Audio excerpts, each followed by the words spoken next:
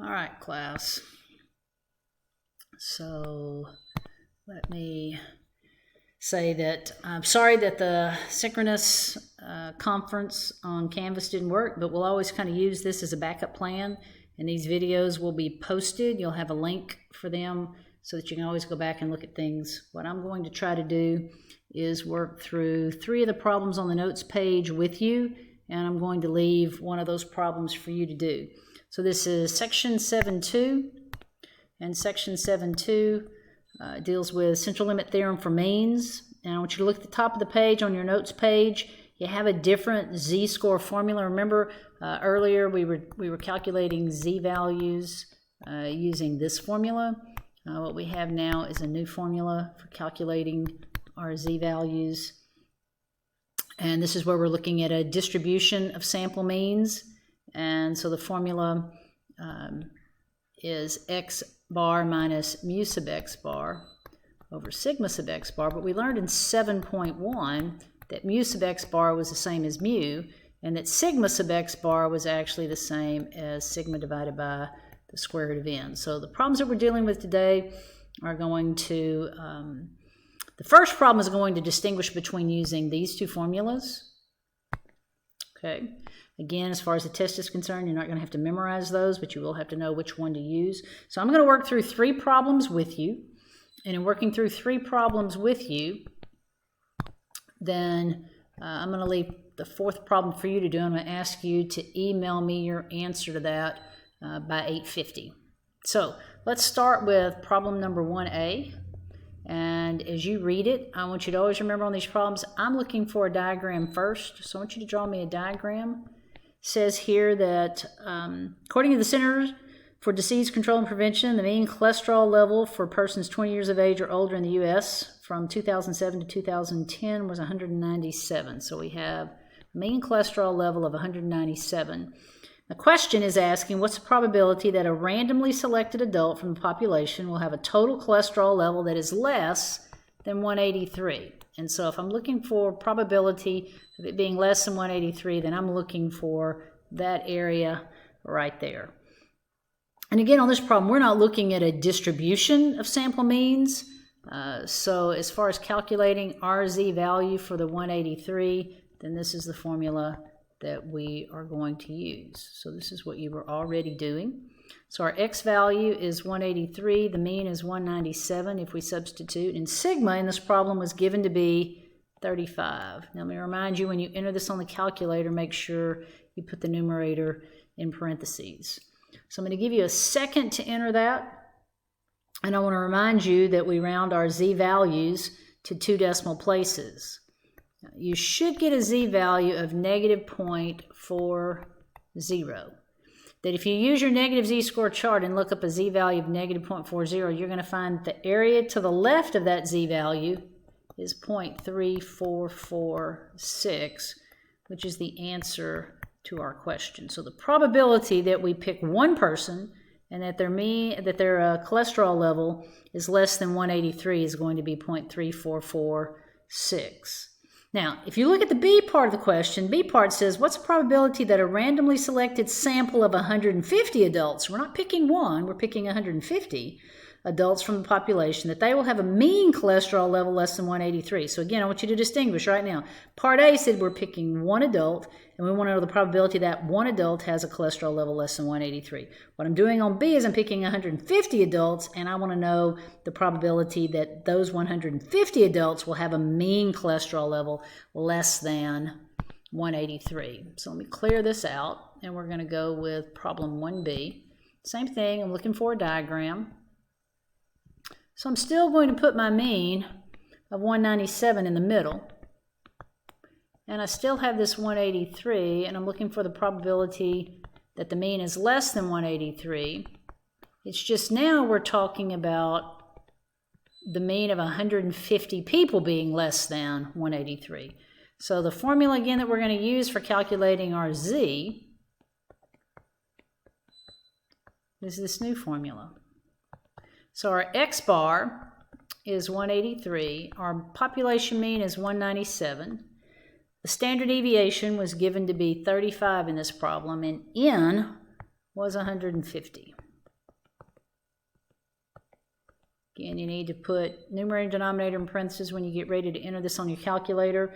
When you do, you should get a z value of negative 4.90. Okay, negative 4.90. And when you look that up on the chart, you're not going to find negative 4.90 on that chart. I think the last thing you're going to find is going to be something that gives you an area 0.0001 for a number like negative 3.49 or negative 3.50. Your book says that this area is approximately 0.0000. Now, it's not actually 0. It just is very unlikely. Okay, so obviously there's something way down here behind this. It might be 0.00000002, but it's so small that it's approximately 0, which means not very likely to happen. I do want you to note on this problem, if you think back to the answer we had on A, our probability of picking one person that had a cholesterol level less than 183 was 0.3446. The probability of picking 150 people that have a mean cholesterol level less than 183 is approximately 0. Okay. All right, let's move on to problem number 2. And I apologize for having to feel like we're going to move through these, but we're going to try to get through these problems somewhat quickly. And then you'll always have the option of going back and looking at this again to answer any questions or clear up any things maybe that you didn't get to copy down. All right, so problem number 2, again, I want you to start with a diagram. And it says elevators are required to have weight capacities posted if the weights of U.S. men are normally distributed with a mean of 194.7 pounds. So our mean's 194.7. Standard deviation is 32 pounds. We want to know, what is the probability that a random group of 10 men who enter the elevator will have a combined weight greater than the weight capacity of 2,000 pounds that's posted in the elevator? Okay, well, obviously I'm not going to put 2,000 on here because this 194.7 is a mean weight for men. So I'm really needing the mean weight for the 10 men. So if the total is 2,000, the capacity, and I have 10 men, then I'm talking about an average of 200 pounds for those 10 men. So what I'm asking for here is the probability that a random group of 10 men who enter the elevator will have a combined weight greater than the 2,000 pound capacity, which is another way of saying, what's the probability that the mean weight of these 10 men is greater than 200? So this is what I'm looking for. We know this is z equals 0. We're going to have to calculate a z for this value here. And again, our formula is x bar minus mu over sigma divided by the square root of n. Now let me remind you again, I've kind of already worked one problem without saying it, but remember the central limit theorem only applies in one of two cases. We start with data that's normally distributed, so that means I can use the central limit theorem, or we have an n that's greater than or equal to 30. An n of at least 30 would mean that I also could use the central limit theorem regardless of whether or not the data is normally distributed. All right, so our x bar on this problem is 200. Our population mean is 194.7. The standard deviation here was 32, and our n on this problem was 10. You take a second to enter that on your calculator, and when you do, rounded to two places, you should get a z value of 0.52. Now, when you look up z equal 0.52 on your chart, you're going to actually get the area to the left of 0.52.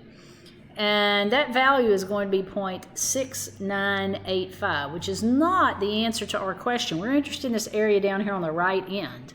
Remember, to get that, we're just going to take that 0.6985 and subtract it from 1, which should give us 0.3015. Our answer to this question is 0.3015.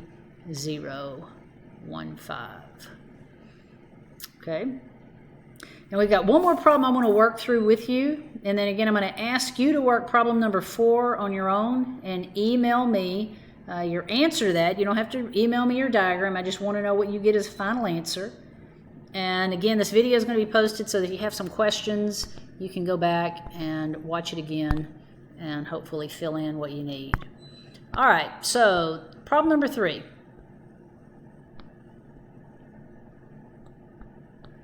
It says here, the prices of women's athletic shoes have a mean of $75.15. So the mean is $75.15. Standard deviation is $17.89. We want to know what's the probability that the mean price of a random sample of 50 pairs of shoes will differ from the population mean by less than $5. So what we're actually talking about is we're going to move $5 left and $5 right of this $75.15, which is going to make this $70.15 and this $80.15. Let's talk about again how we got those two numbers. This $80.15 right here we got by adding 5 to the $75.15.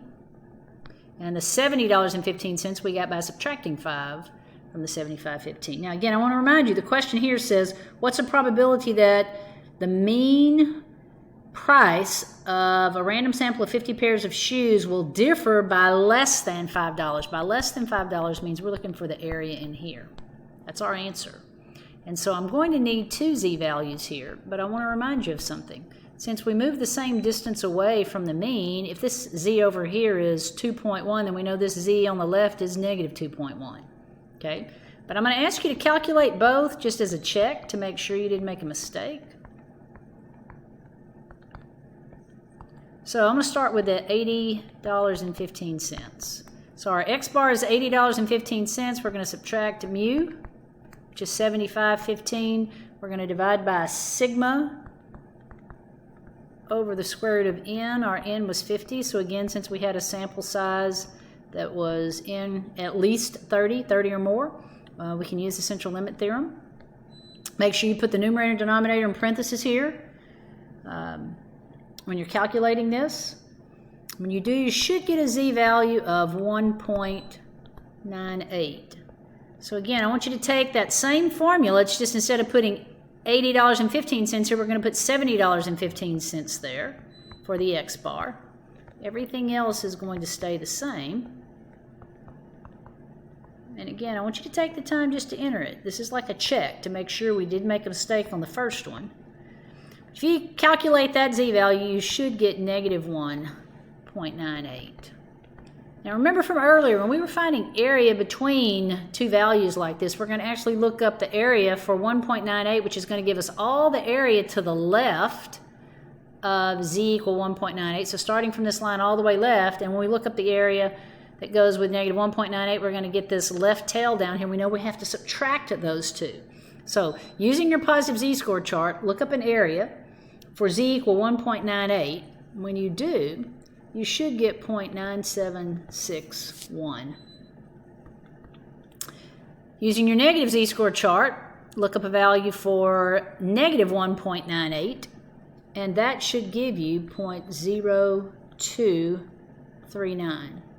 If we subtract those two, we're going to get 0.9522, which is the answer to our question. All right, so again, basically the same idea is what we were doing before. It's just now we're looking at a distribution of sample means. Make sure your data is either normally distributed or you have an n that's at least 30, which means it's 30 or more, so that you can apply the central limit theorem. And then the main thing beyond that is using this formula for calculating z rather than the formula that we'd been using before. All right, I'm looking for you to work problem number 4 on your own and email me your solution, just your answer. Make sure you email it to rrudd@etbu.edu, and I'd like you to do that by 8:50 this morning. All right, keep looking at Canvas. I'm going to post some homework problems that I want you to do, and just check that for other announcements. I miss seeing you, and sorry that we have to do this way, but we're going to make do, and we'll make this work. Okay, take care.